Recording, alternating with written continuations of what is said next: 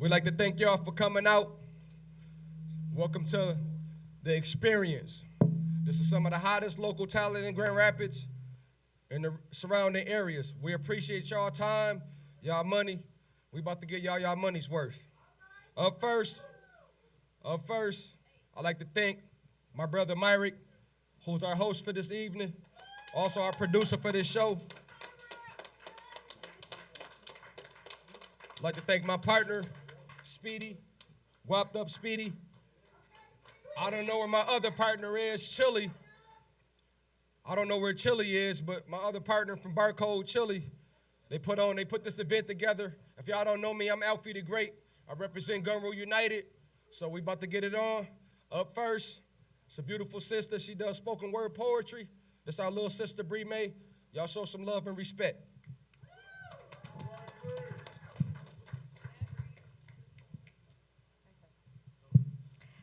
All right.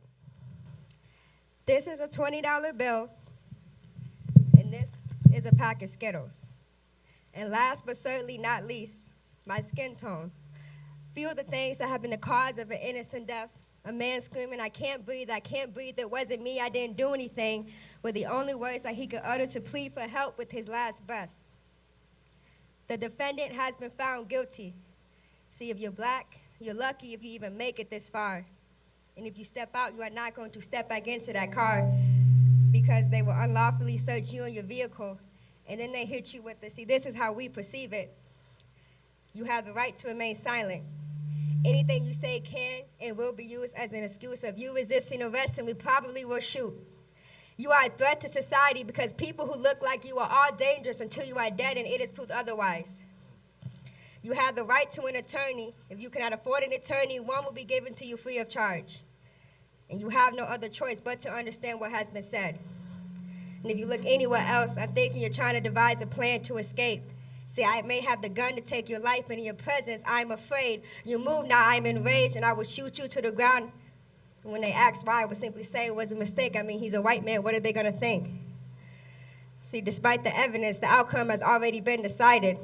They don't want to see a black man free, but instead they will create situations to repeat the same cycle.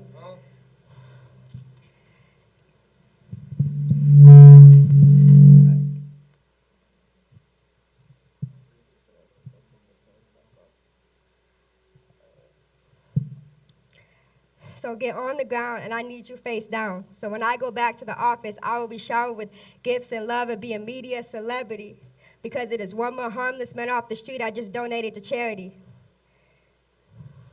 And he's trying to find a job, but nobody has called him back yet, but the landlord doesn't care. See, it's due on the 1st, so what does he choose?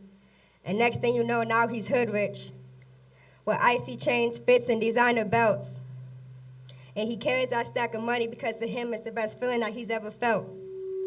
So yes, we may sell drugs to provide the basic necessities, and you would too if you were given a choice between a peanut butter and jelly, kick cereal, a bowl of oatmeal, relying on school lunches that have off-brand foods that literally come a dime a dozen, and it's instant sriracha noodles I still taste it, and your mama playing the daddy with all the basics. But you have an eviction notice at your feet from a white person who doesn't give a damn if you're dead or alive, they just want their money.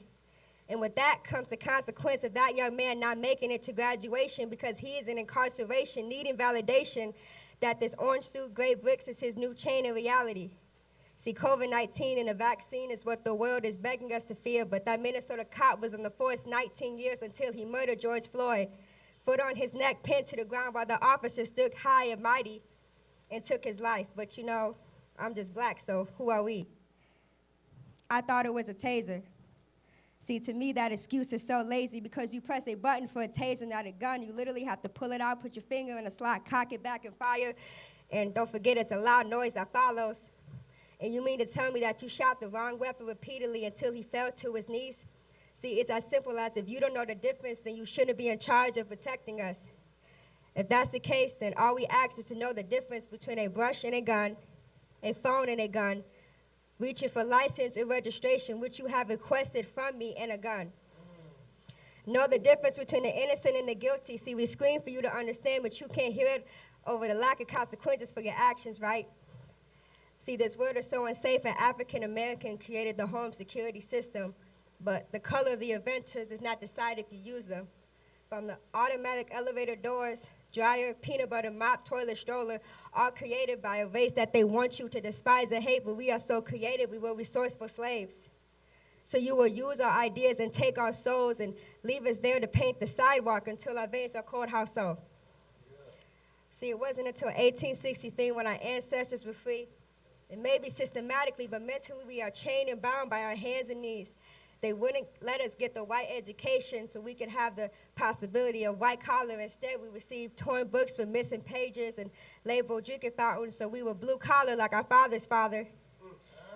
The system has nothing against the mind. If they view us as dumb, they will always assume that we committed the crime. And yes, we may sag our pants, say slang, wear gold in our mouth, eat barbecue and hot sauce. Yes, we can all attest that is what black people do.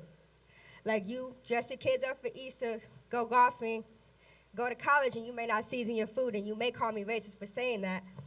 But do you know the difference between racism and prejudice? See, racism is an action. It's unwisely distributing your power based on a belief a race is equated with particular traits. Like gunning down an innocent man without the facts, and no matter what you say or deny, we all know it's because he's black. Prejudice is experience or reason, and I've seen you do it, and I ate your food, so know that it's not me being rude. But being black is like running a race, and they keep moving the finish line, and no matter what they throw at you, we're still expected to finish in time. We built those cells to be the only ones in them. It's like we built them for ourselves. And they throw us in ghettos with people just like us, which is fine for a moment, but when we are in danger, they never come. And see, they hated President Obama, and then they gave us Donald Trump, and it was payback for that. And we say Black Lives Matter, and they say all lives matter, but I'm here to say that none of that matters. Where do you stand? Have you ever asked yourself, why do we even have to say that slogan aloud? Why do we even have to stamp it on our cars and put it in our yards? At this point, it's not even begging you to understand that we matter. It's just asking you to think twice before you shoot and say that we do deserve to live just as much as they do. Yeah. And police sirens are our kids' nightlights, and I'm tired of scrolling through my feed just to see RIP and burying babies before they can say the first words, and just because they are young and innocent, they still have a purpose on this earth. And mothers and fathers watering the seed of the tears that they bleed, trying to raise a successful black man and woman, but that is taken away before the white man can count to 3. And young women getting raped just for you to say that she asked for it, but I did not choose my genetics, nor did she choose her development. So that is not a reason to take something from her that she can never get back.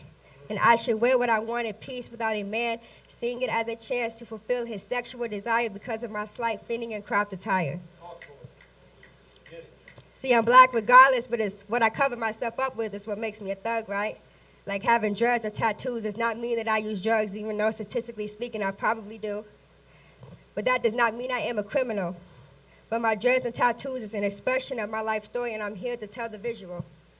But according to the witness, he fits the description. The dreads have educated society just as much as they have been behind bars, and our talents and ideas multiply and shine way beyond the stars.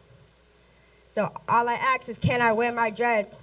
Can I wear a hoodie and put my hands in my pockets without you officers seeing it as a chance to take my soul as hostage? Can I whistle? Can I hire a lawyer that I can afford to prove my innocence that won't fail? Can I sit in my garage and hold a cell phone? Can I go jogging?